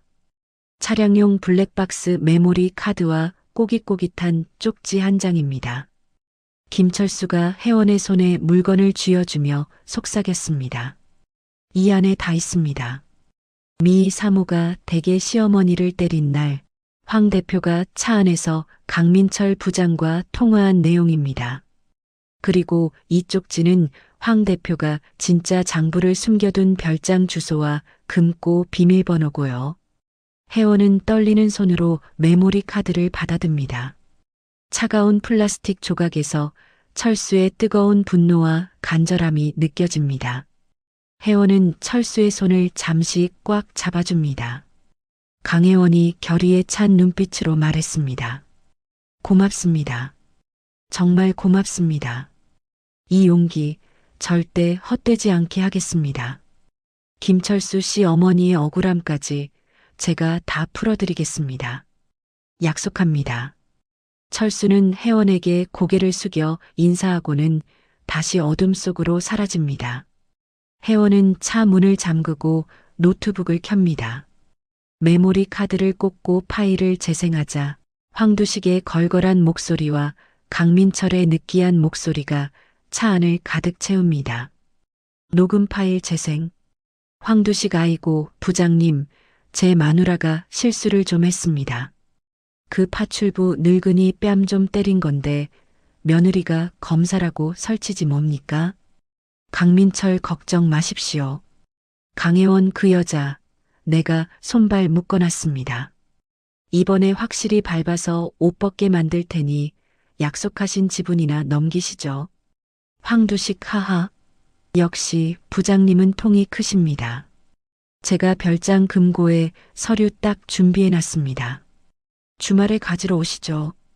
녹음 파일을 듣는 혜원의 주먹이 부들부들 떨립니다. 단순한 갑질 사건이 아니었습니다. 이것은 검찰 고위 간부와 부패 기업인이 결탁해 힘없는 서민을 짓밟고 법을 유린한 거대한 카르텔이었습니다. 혜원은 노트북을 덮으며 차가운 숨을 내뱉습니다. 이제 공식적인 수사 라인은 믿을 수 없습니다. 혜원은 휴대폰을 꺼내 대학 동기이자 현재 서울지법 영장전담 판사인 박 판사에게 전화를 겁니다. 새벽 1시 서울 시내의 한 허름한 24시 국밥집. 모자를 눌러 쓴 혜원과 뿔테 안경을 쓴 박 판사가 구석진 자리에서 마주 앉습니다. 박 판사는 혜원이 내민 노트북 화면과 쪽지를 번갈아 보며 경악을 금치 못합니다. 박 판사가 안경을 고쳤으며 낮은 목소리로 말했습니다. 혜원아, 이거 진짜냐? 강민철 선배가 정말 이런 짓을. 이거 터지면 검찰청이 아니라 대한민국이 뒤집어질 일이야. 강혜원이 식어버린 국밥은 거들떠보지도 않고 단호하게 말했습니다. 공식 라인으로 영장 청구하면 강민철 귀에 들어가서 증거인멸될 거야. 네가 도와줘야 해. 이건 내 개인적인 복수가 아니야. 법이 살아있다는 걸 보여줘야 해. 박 판사는 잠시 고민하더니 결심한 듯 고개를 끄덕입니다. 그는 가방에서 서류 뭉치를 꺼내 펜을 듭니다. 판사의 펜 끝이 종이 위를 빠르게 스쳐 지나갑니다. 박 판사가 서류에 도장을 쾅 찍으며 회원에게 건넸습니다. 야간 긴급 압수수색 영장이야. 체포 영장도 같이 발부했다. 내 판사직 걸고 끊어주는 거니까 반드시 성공해라. 실패하면 너나 나나 둘 다 끝장인 거 알지? 회원은 영장을 소중하게 품에 안으며 박 판사의 눈을 바라봅니다. 말하지 않아도 알 수 있는 신뢰와 전우애가 오갑니다. 영장을 확보한 회원은 곧바로 휴대폰을 들어 단체 문자를 발송합니다. 수신이는 감찰 때문에 뿔뿔이 흩어졌던 특수부 시절의 믿음직한 후배들입니다. 긴급 소집. 장소는 남편 사무실. 사복 착용. 보안 유지. 새벽 3시 셔터가 내려진 장태산의 인테리어 사무실. 부서진 집기들이 널려있는 횡한 공간에 5명의 검사와 수사관들이 모여듭니다. 그들은 회원의 문자를 받자마자 자다가도 뛰쳐나온 의리파들입니다. 회원은 칠판에 황두식의 별장 약도를 그리며 작전을 지시합니다. 강혜원이 칠판을 두드리며 비장하게 말했습니다. 목표는 양평에 있는 황두식의 개인 별장입니다. 지하와인 창고 벽 뒤에 비밀 금고가 있습니다. 거기에 정관계 로비 리스트가 담긴 진짜 장부가 있습니다. 강민철 라인이 눈치채기 전에 정광석화처럼 치고 빠져야 합니다. 후배 검사 하나가 주먹을 불끈 쥐며 대답했습니다. 지검장님 기다리고 있었습니다. 저희도 강민철 부장 횡포에 이가 갈리던 참이었습니다. 오늘 아주 끝장을 보시죠. 회원과 팀원들은 태산의 1톤 트럭 짐칸에 몸을 숨기고 양평으로 향합니다. 관용차를 이용하면 동선이 노출될 수 있기 때문입니다. 새벽 안개를 뚫고 달리는 트럭 안에서 회원은 눈을 감고 시어머니의 얼굴을 떠올립니다. 어머니, 조금만 기다리세요. 다 끝났습니다.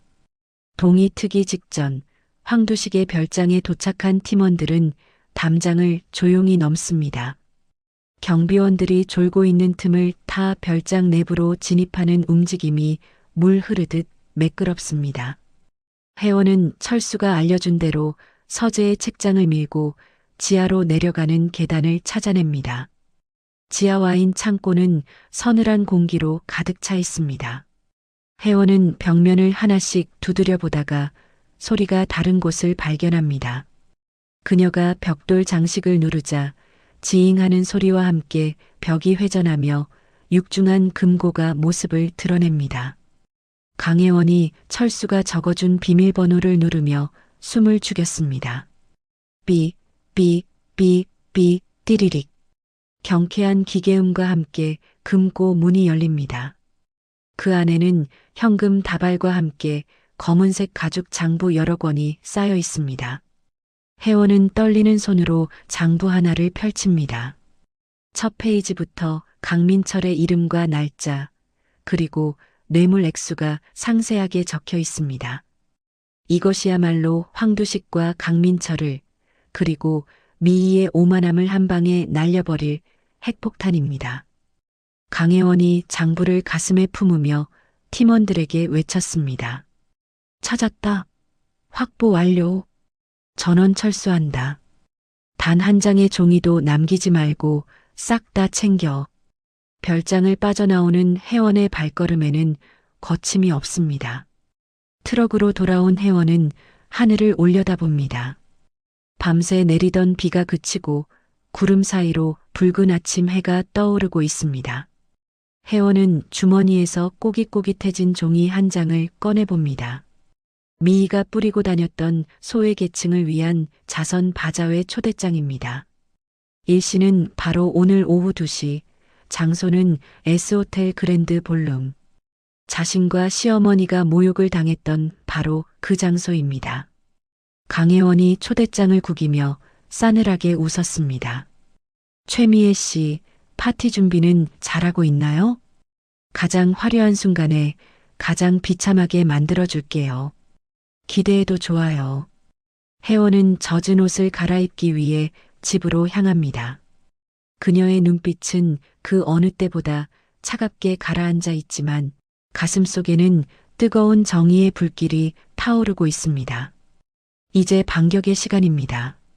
모든 준비는 끝났습니다. 화창한 오후의 햇살이 S호텔 그랜드 볼룸의 샹들리에를 통과하며 눈부시게 부서져 내립니다. 며칠 전 명숙이 뺨을 맞았던 바로 그 장소는 오늘은 소외 계층을 위한 사랑 나눔 자선 바자회라는 현수막으로 화려하게 장식되어 있습니다. 행사장은 정재계 인사들과 취재 기자들로 발 디딜 틈이 없습니다. 테이블마다 놓인 최고급 꽃장식과 샴페인 잔들이 바자회의 목적이 자선인지 과시인지 헷갈리게 만듭니다. 오늘의 주인공인 최미희는 순백의 드레스를 입고 기부 천사 흉내를 내고 있습니다. 그녀의 목에는 명숙을 무시할 때와는 또 다른 알 굵은 진주 목걸이가 걸려 있습니다. 미희는 방송국 카메라 앞에서 우아한 척 손을 모으고 인터뷰를 진행 중입니다. 최미희가 가식적인 미소를 지으며 카메라를 향해 말했습니다. 네, 가진 것을 나누는 기쁨보다 더 큰 행복이 어디 있겠어요? 저희 청광건설은 앞으로도 그늘진 곳에 있는 이웃들을 위해. 아, 잠시만요. 눈물이 날 것 같아서. 미희가 손수건으로 눈가를 찍어내는 신용을 하자 카메라 플래시가 번개처럼 터지며 그녀의 연기를 담아냅니다. 옆에 서 있던 황두식 대표 역시 지역 국회의원들과 악수를 하며 입이 귀에 걸려 있습니다. 그는 혜원의 수사가 중단되었다고 믿기에 세상 무서울 것이 없는 상태입니다. 황두식이 국회의원의 어깨를 두드리며 호탕하게 웃었습니다. 의원님, 이번에 제 자서전 나오면 출판 기념회에도 꼭 와주십시오. 제가 우리 지역 발전을 위해 아주 큰 그림을 그리고 있습니다. 하하.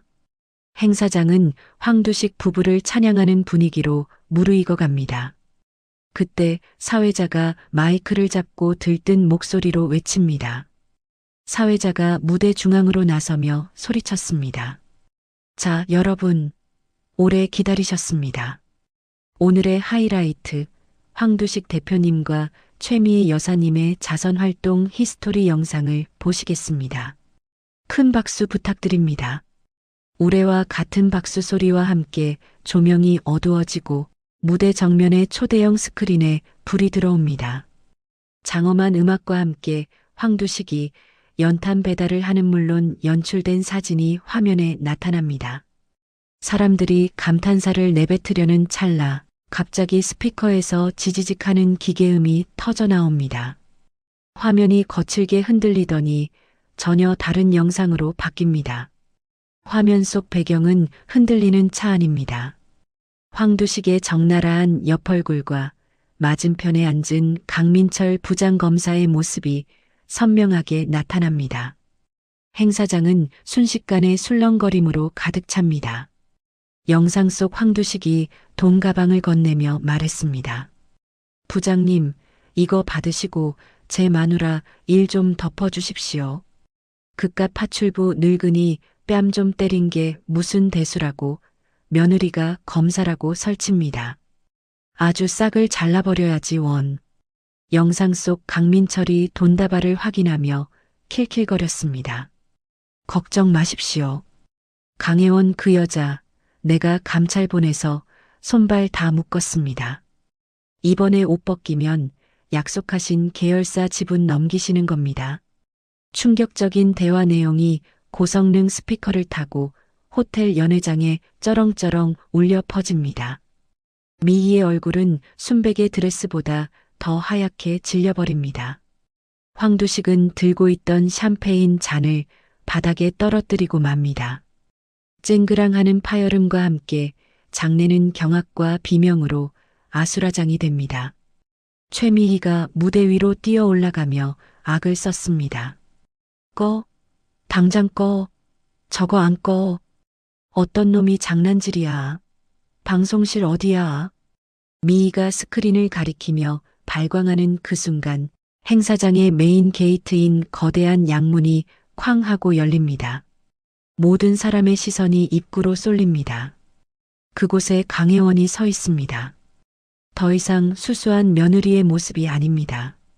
칼같이 다림질된 짙은 남색 정장 차림에 가슴에는 대한민국 검사를 상징하는 배지가 번쩍이고 있습니다.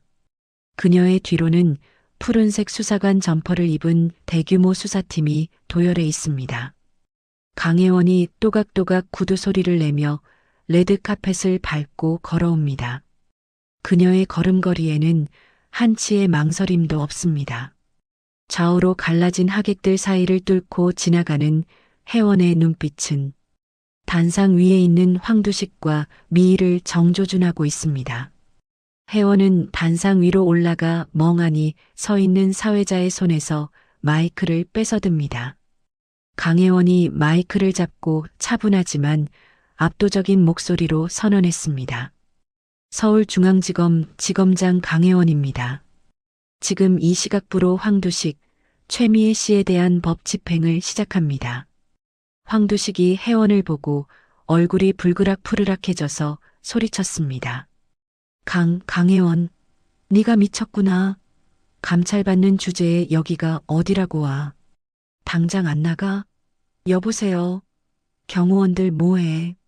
이 여자 끌어내. 경호원들이 혜원 쪽으로 움직이려 하자 혜원의 뒤에 있던 수사관들이 순식간에 경호원들을 제압하고 벽으로 밀어붙입니다.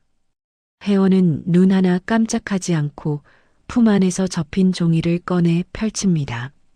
법원에서 갓 발부받은 따끈따끈한 체포영장입니다.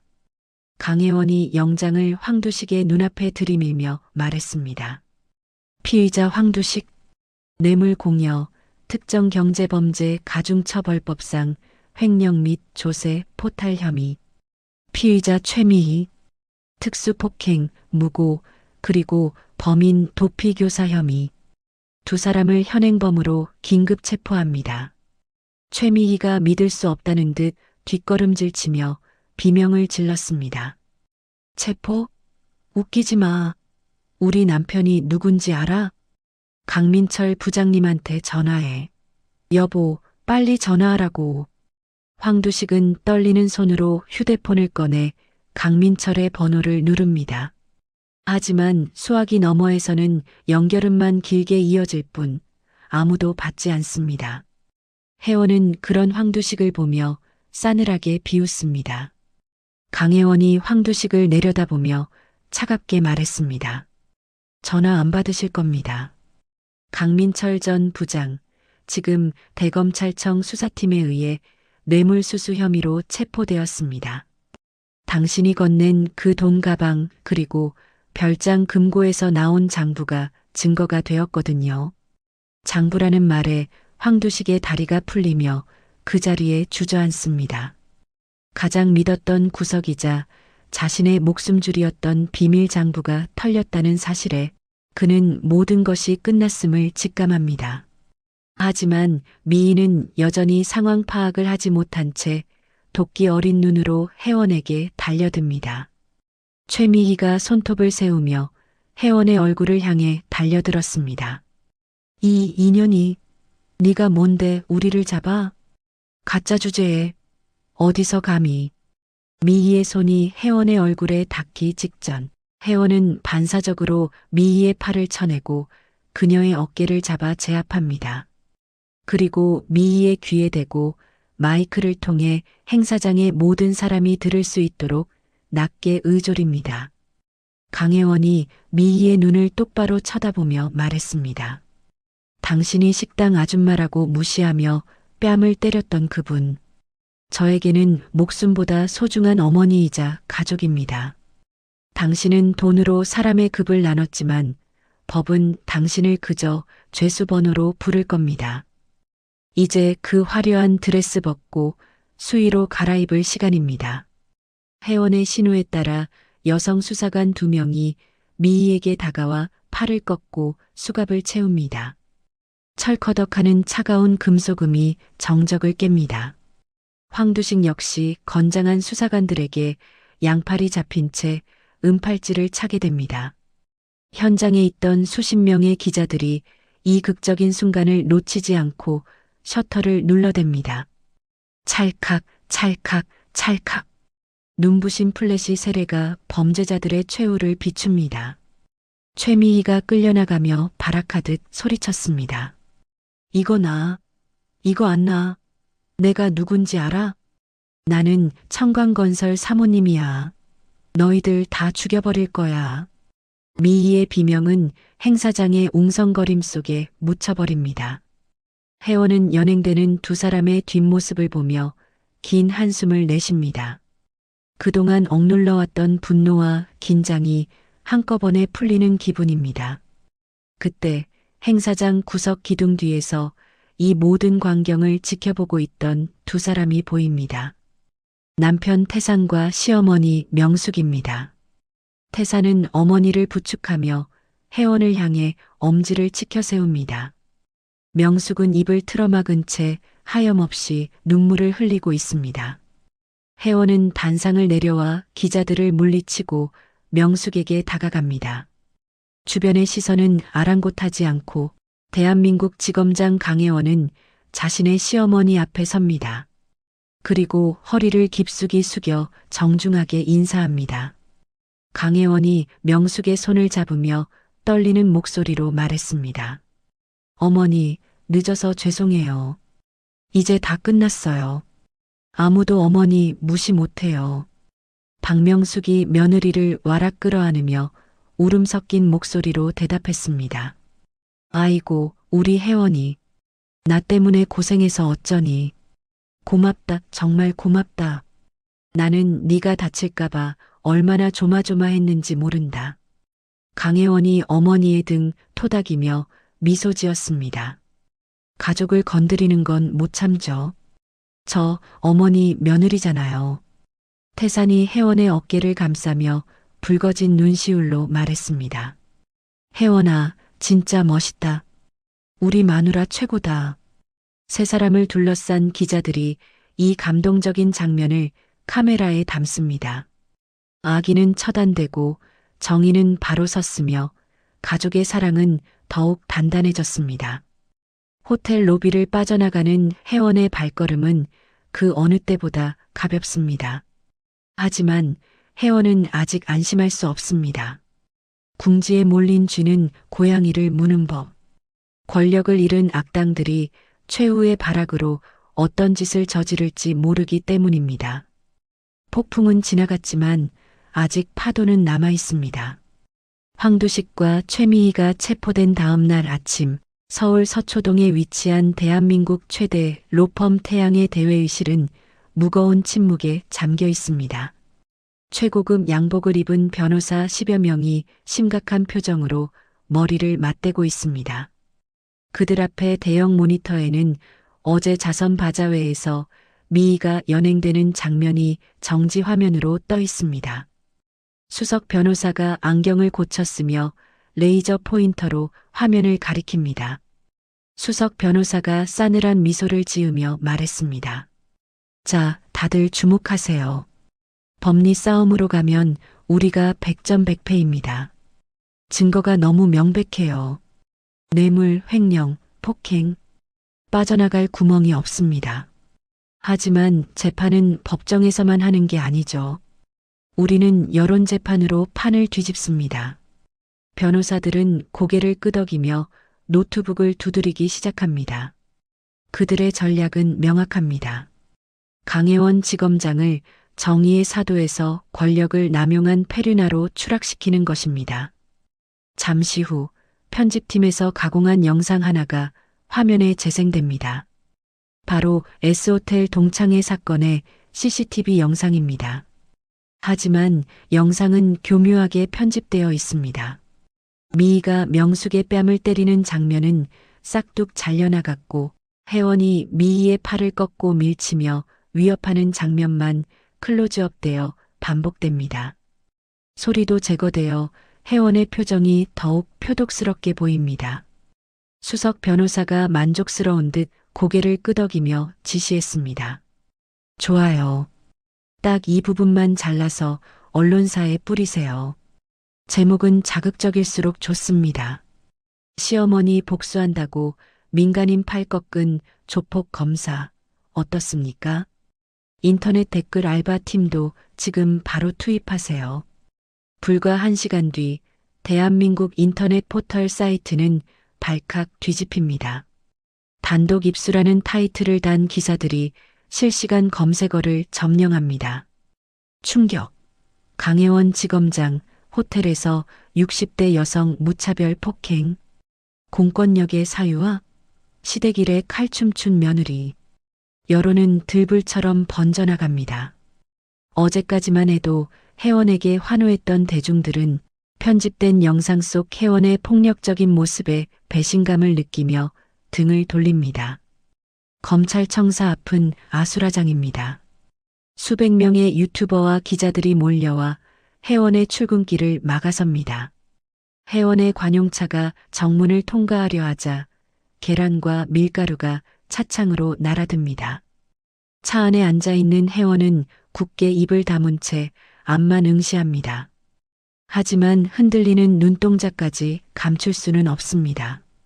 운전석에 앉은 수사관이 백미러를 보며 걱정스럽게 말했습니다. 지검장님, 상황이 심상치 않습니다. 일단 후문으로 돌아가시는 게 좋겠습니다. 로펌 놈들이 아주 작정을 하고 덤비는 것 같습니다. 강혜원이 무릎 위에 주먹을 꽉 쥐며 담담하게 대답했습니다. 아니요. 정문으로 갑니다. 피하면 인정하는 꼴이 됩니다. 저는 부끄러울 게 없습니다. 혜원이 차에서 내리자마자 플래시 세례가 기관총처럼 쏟아집니다. 마이크가 혜원의 얼굴을 찌르듯이 들이닥칩니다. 기자가 혜원의 앞을 가로막으며 소리쳤습니다. 지검장님, 영상 보셨습니까? 힘없는 노인을 폭행하신 게 사실입니까? 시어머니가 맞았다고 해서 지검장이 직접 보복 폭행을 해도 되는 겁니까? 강혜원이 기자를 똑바로 쳐다보며 단호하게 말했습니다.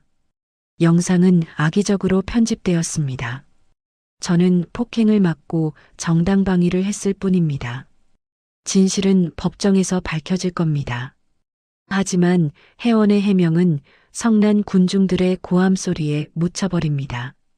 물러나라. 강혜원 구속하라. 시위대가 던진 물병이 혜원의 어깨를 맞고 튀어나갑니다. 경호원들이 간신히 길을 터주어 혜원은 청사 안으로 피신합니다. 하지만 내부의 적들도 기다렸다는 듯 움직입니다. 법무부는 여론 악화를 핑계로 즉각적인 징계 절차에 착수합니다. 혜원이 집무실에 도착하자마자 팩스로 공문 한 장이 도착합니다. 직무정지 및 자택 대기 발령 명령서. 혜원은 허탈한 표정으로 명령서를 내려놓습니다. 수족과 같던 수사팀도 모두 해체되어 뿔뿔이 흩어졌다는 보고가 들어옵니다.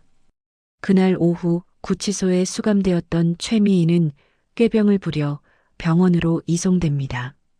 그녀는 호화로운 1인실 병실에서 환자복을 입고 목에 깁스를 한 채 쇼를 준비합니다.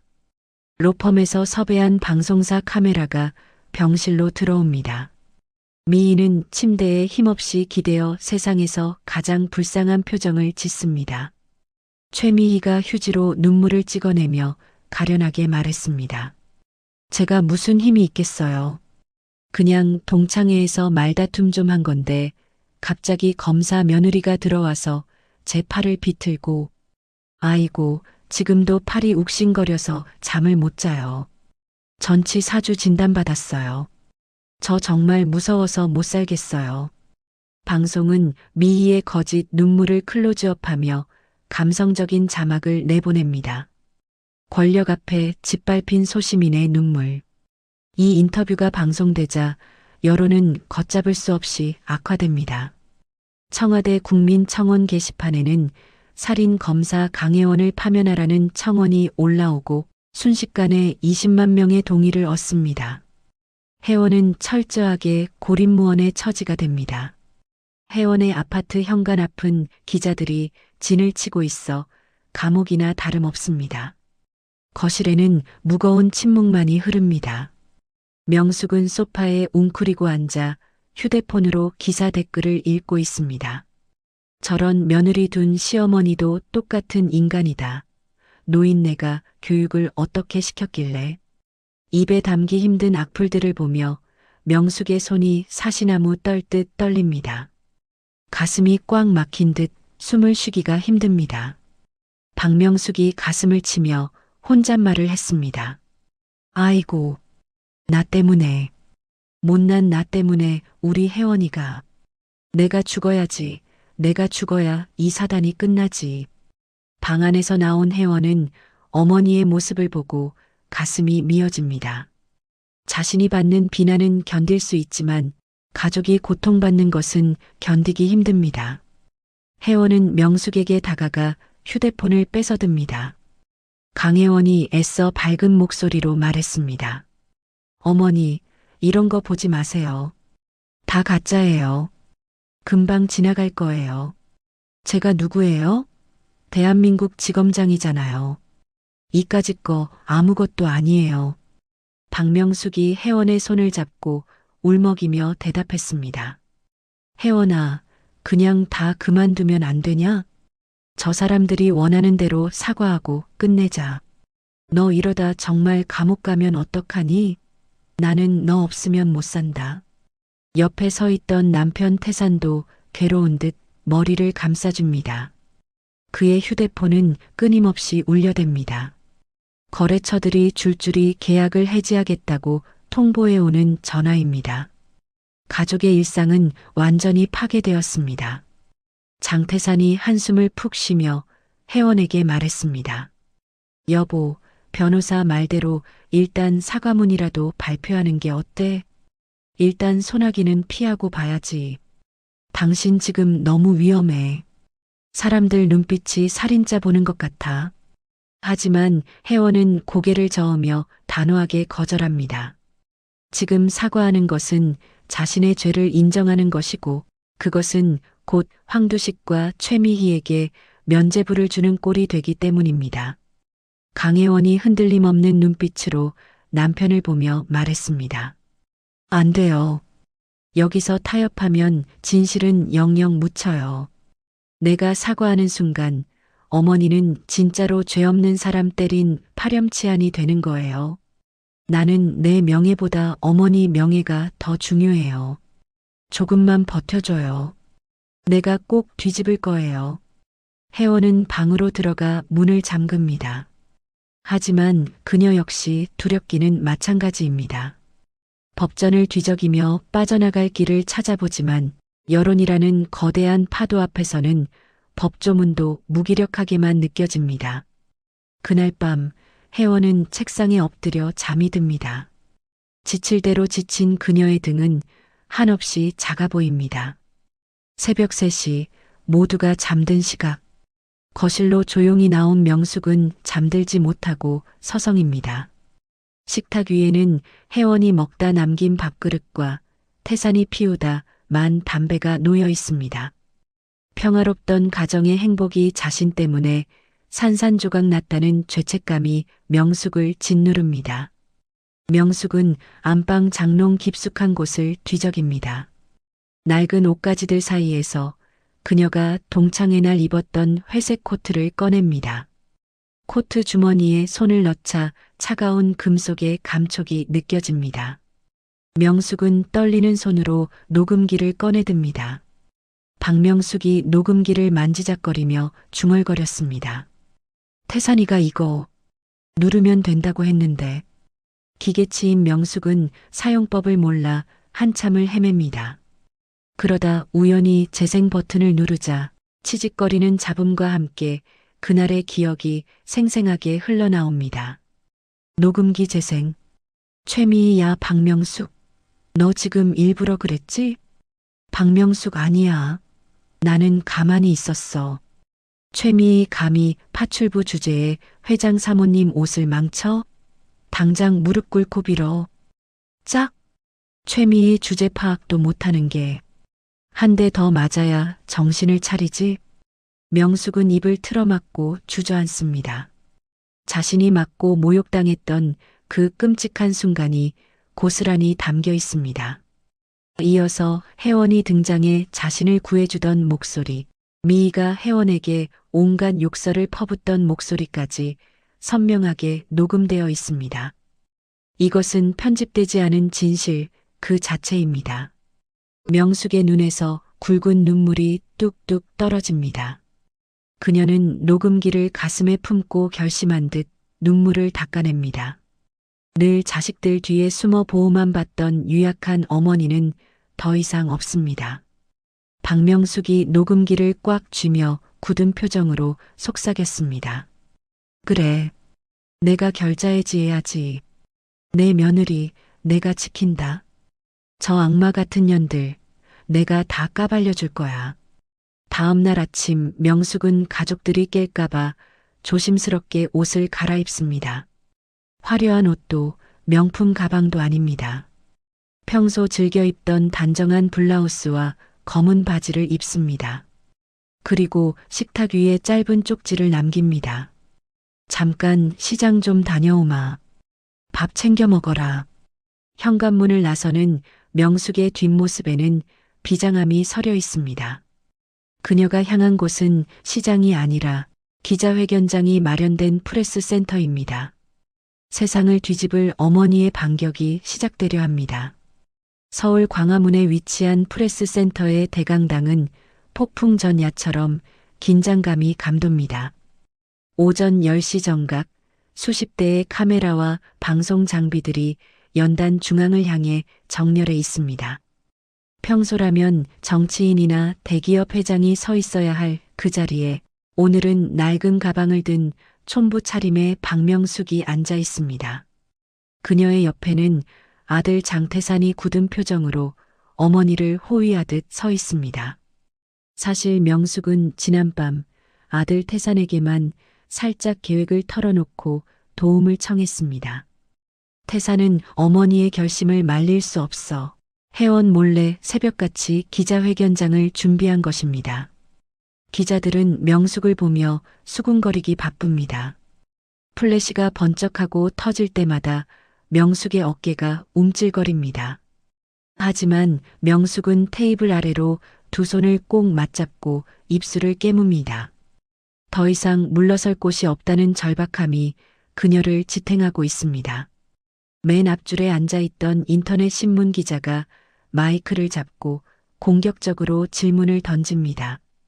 박명숙 씨, 며느리인 강혜원 지검장의 폭행 혐의를 인정하십니까?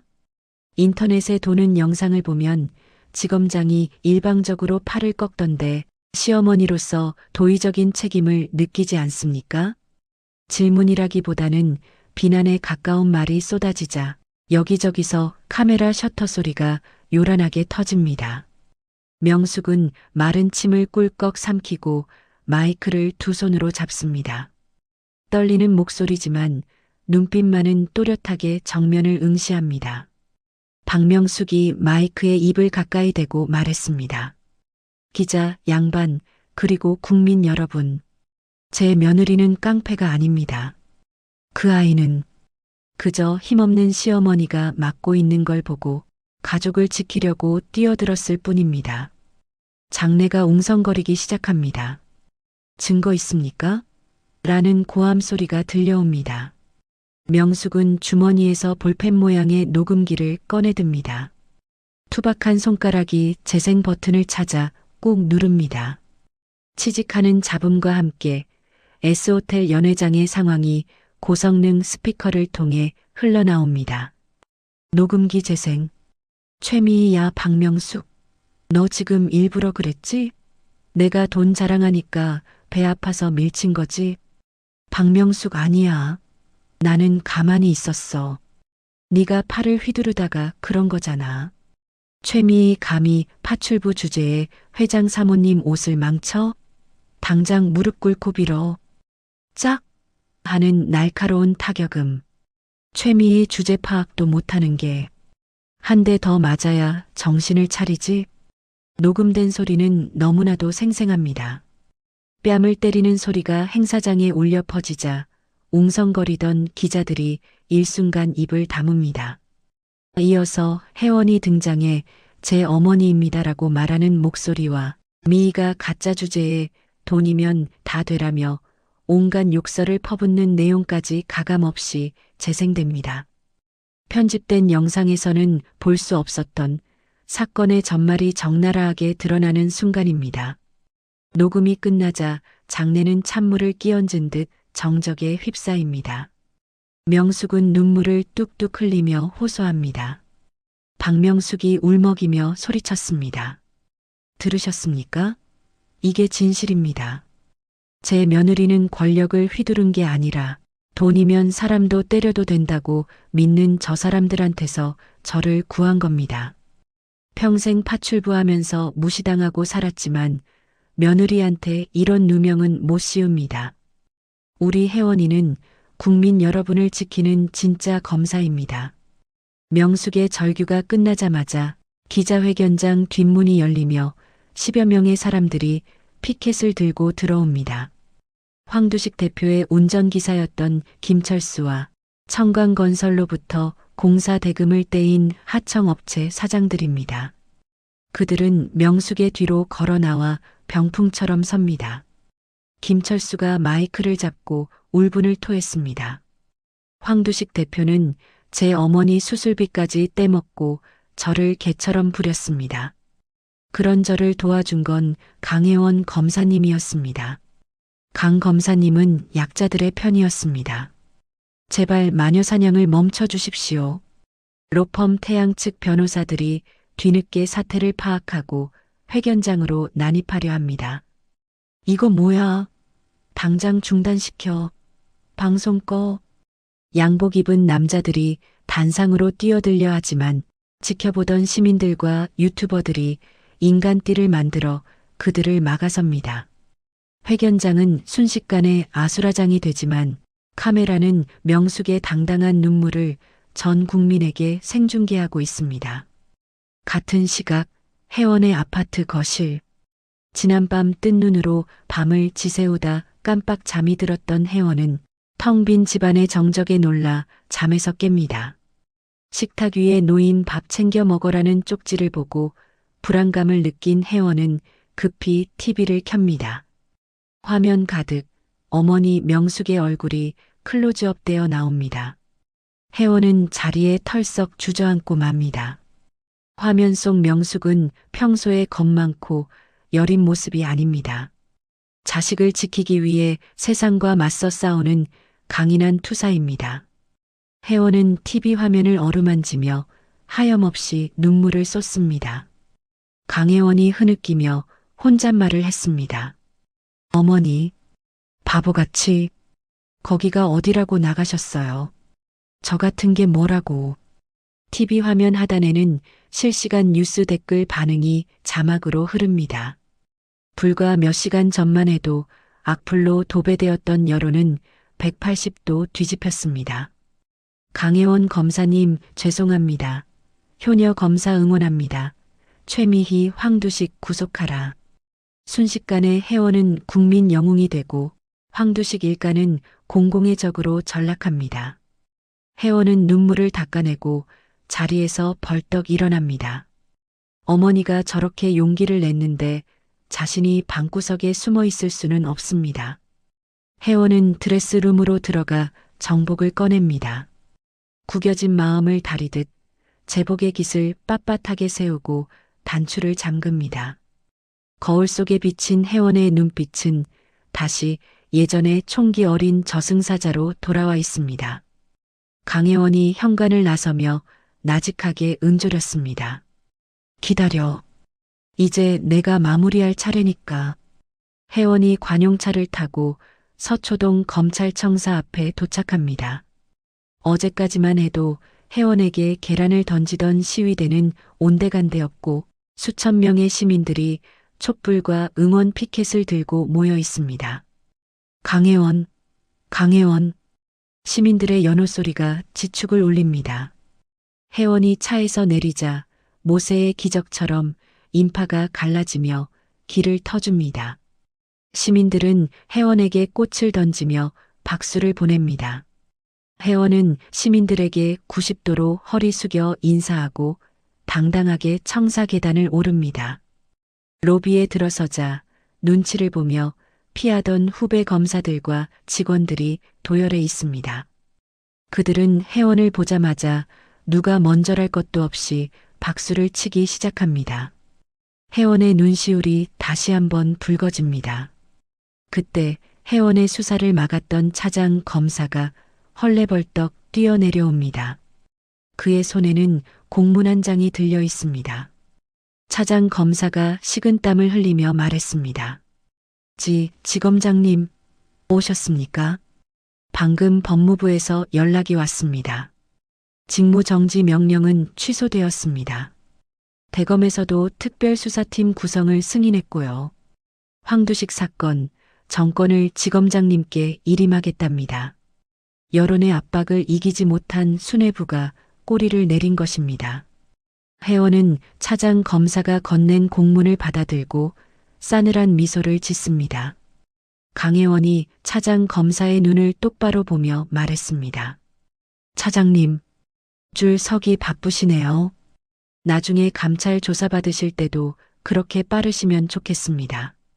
특수부 전원, 지금 즉시 대회의실로 소집하세요. 혜원은 펄럭이는 법복 자락을 휘날리며 집무실로 향합니다. 그 뒷모습에서 범접할 수 없는 카리스마가 뿜어져 나옵니다. 집무실 문을 열자 텅 비어있던 책상이 혜원을 반깁니다. 혜원은 자리에 앉아 명패를 쓰다듬습니다. 서울중앙지방검찰청 검사장 강혜원. 이제 이 이름값에 걸맞은 정의를 보여줄 시간입니다. 잠시 후 대회의실에는 다시 모인 특수부 정예요원들이 눈을 반짝이며 앉아 있습니다. 혜원은 칠판에 황두식, 최미애, 그리고 강민철의 사진을 붙입니다. 그리고 붉은색 마커로 그들의 사진 위에 굵은 X자를 긋습니다. 강혜원이 지휘봉을 잡고 단호하게 명령했습니다. 지금부터 반격 시작합니다.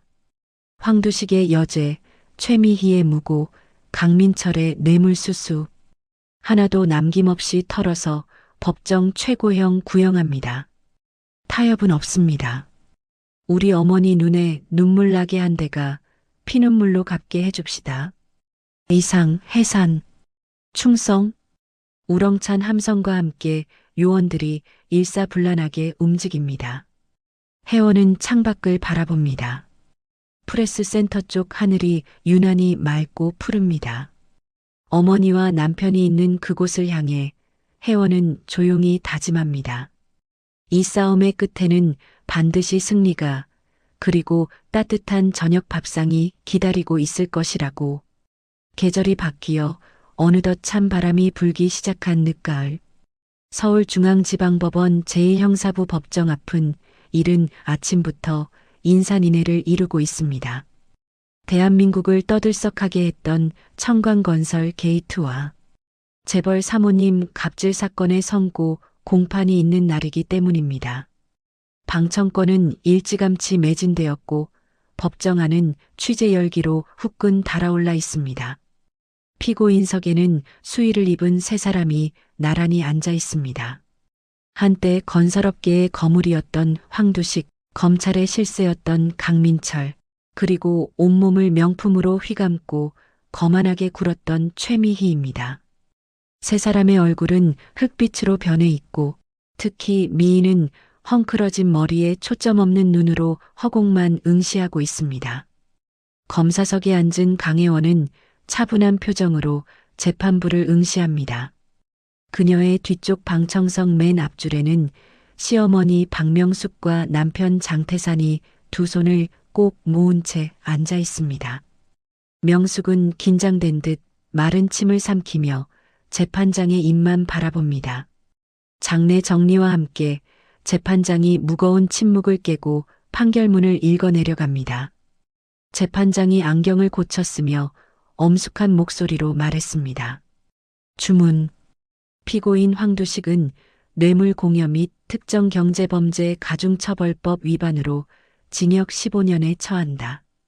피고인 강민철은 뇌물수수 및 직권남용으로 징역 10년 및 추징금 50억 원에 처한다. 형량이 선고되자 방청석에서 와 하는 탄성과 함께 박수가 터져 나옵니다. 황두식은 다리에 힘이 풀린 듯 그대로 주저앉으며 고개를 떨굽니다. 강민철은 믿을 수 없다는 표정으로 재판장을 노려보지만 이미 엎질러진 물입니다. 재판장의 시선이 마지막으로 최미희에게 향합니다. 재판장이 미희를 내려다보며 단호하게 말을 이었습니다. 피고인 최미희. 피고인은 부와 권력을 이용해 사회적 약자를 폭행하고 그것도 모자라 피해자를 가해자로 둔갑시켜 무고하려 했습니다. 이는 우리 사회의 건전한 상식을 파괴하는 중대 범죄입니다. 이에 징역 5년을 선고하고 법정 구속한다. 징역 5년이라는 말이 떨어지자마자 미희가 자리에서 벌떡 일어나며 비명을 질렀습니다. 최미희가 재판장을 향해 손가락질하며 악을 썼습니다. 뭐, 5년? 이 미친 영감탱이가 돌았나? 내가 누군지 알아? 나 청광건설 사모님이야. 이거 다 무효야. 강혜원 전현이 조작한 거라고. 교도관들이 달려들어 미희의 양팔을 결박합니다. 미희는 바닥에 드러누워 발버둥을 치며 짐승 같은 소리를 내지릅니다. 동창회에서 명숙을 벌레 보듯 무시하던 그 도도한 모습은 온데간데 없고 추악한 범죄자의 민낯만이 남아있을 뿐입니다. 최미희가 끌려나가며 혜원을 향해 저주를 퍼부었습니다. 야 강혜원, 네가 그러고도 무사할 것 같아? 내가 나가면 가만 안 둬. 죽여버릴 거야. 강혜원은 미동도 하지 않고 차가운 눈빛으로 미희를 응시합니다. 마치 짖는 개를 바라보는 듯한 무심한 표정입니다. 미희가 법정 밖으로 완전히 끌려나가고 문이 닫히자 혜원은 그제야 긴 숨을 토해내며 뒤를 돌아봅니다. 방청석에 있던 명숙과 눈이 마주칩니다. 명숙의 눈에는 그동안의 마음고생을 씻어내는 뜨거운 눈물이 고여 있습니다. 혜원은 살며시 미소를 지으며 고개를 끄덕입니다. 이제 정말 다 끝났어요, 어머니. 재판이 끝나고 법원 정문 앞. 혜원이 나오기를 기다리던 수십 명의 기자들이 구름대처럼 몰려듭니다. 플래시가 쉴 새 없이 터지며 혜원의 앞길을 밝힙니다. 혜원은 어머니 명숙의 손을 꼭 잡고 남편 태산의 부축을 받으며 당당하게 걸어 나옵니다. 기자가 마이크를 들이대며 다급하게 질문했습니다. 지검장님, 오늘 판결에 대해 한 말씀 부탁드립니다. 시어머니를 위한 복수극이라는 일각의 시선에 대해서는 어떻게 생각하십니까? 강혜원이 걸음을 멈추고 카메라를 똑바로 응시하며 대답했습니다. 복수가 아닙니다. 정의를 바로 세운 겁니다. 법은 강한 자의 칼이 아니라 약한 자의 방패가 되어야 합니다. 이번 사건을 통해 돈과 권력으로도 살 수 없는 것이 있다는 걸 보여주고 싶었습니다. 바로 가족을 지키려는 마음과 진실입니다. 혜원의 명쾌한 대답에 시민들이 환호성을 지르며 박수를 보냅니다. 강혜원 파이팅! 국민검사 만세! 혜원은 시민들에게 가볍게 목례를 한 뒤 대기하고 있던 차에 오릅니다. 차창 밖으로 멀어지는 법원 건물을 바라보는 혜원의 표정은 평온하기 그지없습니다. 검찰총장 후보로 거론된다는 뉴스도 정치권의 러브콜도 지금 그녀에게는 중요하지 않습니다. 그녀에게 가장 중요한 것은 이제 돌아가야 할 따뜻한 집입니다. 그날 저녁 혜원의 아파트. 현관문을 열자마자 구수한 된장찌개 냄새와 고소한 고기 굽는 냄새가 코를 찌릅니다. 거실에는 훈훈한 온기가 감돌고 식탁 위에는 풍성한 저녁상이 차려져 있습니다. 오늘의 메뉴는 온 가족이 좋아하는 삼겹살 파티입니다. 명숙은 앞치마를 두르고 주방을 종횡무진 누비며 콧노래를 흥얼거립니다. 재판장에서의 긴장감은 눈 녹듯 사라지고 어느새 평범하고 다정한 시어머니로 돌아와 있습니다. 박명숙이 상추 바구니를 식탁에 내려놓으며 밝게 말했습니다. 자, 다들 손 씻고 얼른 앉아라. 고기 식는다. 오늘 우리 며느리 고생했으니까 내가 제일 맛있는 부위로 사왔다. 장태산이 불판 위에 고기를 올리며 너스레를 떨었습니다. 아이고, 어머니. 저는 안 보이세요? 운전하느라 고생한 아들 입에는 안 넣어주시고 며느리만 챙기시네. 이러다 나 삐집니다. 박명숙이 아들의 등짝을 찰싹 때리며 웃었습니다. 이 녀석아, 너는 매일 먹잖아. 우리 혜원이는 나라 지키느라 바빠서 집밥도 못 먹는데. 혜원아, 어서 와서 앉아. 내가 쌈 싸줄게. 혜원은 편한 옷으로 갈아입고 식탁에 앉습니다. 지글지글 익어가는 삼겹살 소리가 세상 어떤 음악보다 듣기 좋습니다. 명숙은 상추 위에 깻잎을 올리고 노릇하게 구운 고기 2점과 구운 마늘, 쌈장을 듬뿍 얹어 커다란 쌈을 만듭니다. 그리고 혜원의 입에 쑥 넣어줍니다. 박명숙이 기대에 찬 눈빛으로 물었습니다. 어때? 맛있지? 시장 정육점 김씨가 오늘 고기 좋다고 하더니 진짜네. 강혜원이 볼이 미어지도록 쌈을 씹으며 엄지손가락을 치켜 세웠습니다. 네, 어머니. 진짜 꿀맛이에요. 세상에서 제일 맛있는 식당이 바로 우리 집이에요. 세 사람의 웃음소리가 식탁 위로 번져나갑니다. TV에서는 9시 뉴스가 시작되고 혜원의 재판 결과가 헤드라인으로 보도됩니다. 앵커가 혜원의 활약상을 칭송하며 대한민국 검찰의 자존심을 세웠다고 멘트합니다. 태산이 흐뭇한 표정으로 TV 볼륨을 높이려 하자 명숙이 손사래를 치며 리모컨을 뺏어듭니다. 박명숙이 TV 전원을 끄며 단호하게 말했습니다. 에이, 시끄럽다. 밥 먹을 때는 밥만 먹자. 저런 뉴스 백날 봐봤자 배 안 불러. 우리 식구끼리 얼굴 보고 이야기하는 게 훨씬 재밌지. 안 그러냐? 명숙은 이제 더 이상 며느리의 지위에 주눅 들거나 남들의 시선을 의식하지 않습니다. 동창회 사건 이후 명숙은 혜원이 지검장이라서 자랑스러운 것이 아니라 자신의 가족을 지켜준 든든한 며느리라서 자랑스러울 뿐입니다. 혜원 역시 TV 속 화려한 영웅보다 지금 이 순간 시어머니가 싸주는 쌈 하나가 더 소중함을 느낍니다. 강혜원이 물잔을 들어 올리며 말했습니다.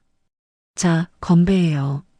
우리 가족의 평화를 위하여, 그리고 다시는 아프지 않기 위하여. 장태산이 콜라 잔을 부딪히며 맞장구 쳤습니다. 위하여. 아, 그리고 어머니. 다음 주에 동창회 또 있다면서요? 이번엔 모시고 갈까요? 박명숙이 고개를 절레절레 흔들며 웃었습니다. 됐다, 됐어. 동창회는 무슨. 가봤자 돈 자랑, 자식 자랑만 늘어놓는 거 딱 질색이다. 나는 그냥 집에서 우리 며느리랑 고기 구워 먹고 너희랑 예능 프로그램 보는 게 제일 좋다. 그게 진짜 행복이지. 세 사람은 잔을 부딪히고 다시 한번 크게 웃습니다. 창밖으로는 화려한 서울의 야경이 펼쳐져 있지만 혜원의 집 창문으로 새어나오는 불빛만큼 따뜻해 보이지는 않습니다. 카메라가 서서히 뒤로 빠지며 아파트 전경을 비춥니다. 거대한 악을 무너뜨린 것은 대단한 권력이나 법전이 아니었습니다. 서로를 믿고 의지하며 차가운 세상 속에서 서로의 체온을 지켜주려 했던 가족의 사랑이었습니다. 식탁 위 보글보글 끓고 있는 된장찌개 김 사이로 혜원과 명숙, 태산의 행복한 얼굴이 한 폭의 그림처럼 겹쳐집니다. 그들의 밤은 길고 또 따뜻할 것입니다. 화면이 서서히 어두워지며 가족이라는 이름의 정이라는 마지막 자막과 함께 이야기는 막을 내립니다. 돈이면 다 된다고 믿었던 사람들의 비참한 최후, 정말 속이 다 시원하셨죠? 검사라는 높은 직업보다 시어머니를 향한 며느리의 따뜻한 진심이 더 빛났던 이야기였습니다. 서로를 지키기 위해 용기를 냈던 명숙님과 혜원님 가족의 모습이 참 아름다웠는데요. 화려한 호텔 뷔페보다 가족끼리 둘러앉아 먹는 삼겹살 쌈이 세상에서 제일 맛있는 식사라는 말이 기억에 남습니다. 겉모습만 보고 사람을 판단하지 않는 세상, 그리고 정의가 살아있는 세상이 되기를 바라봅니다. 오늘도 저희 채널과 함께 울고 웃어주신 구독자 여러분께 진심으로 감사드립니다. 여러분의 가정에도 늘 혜원님네 식탁처럼 따뜻한 사랑과 웃음이 가득하시길 기원하겠습니다. 이야기를 끝까지 들어주신 분이 계시다면 잘 들었다고 댓글 하나만 남겨주세요. 지금까지 똑순이 사랑방이었습니다. 감사합니다.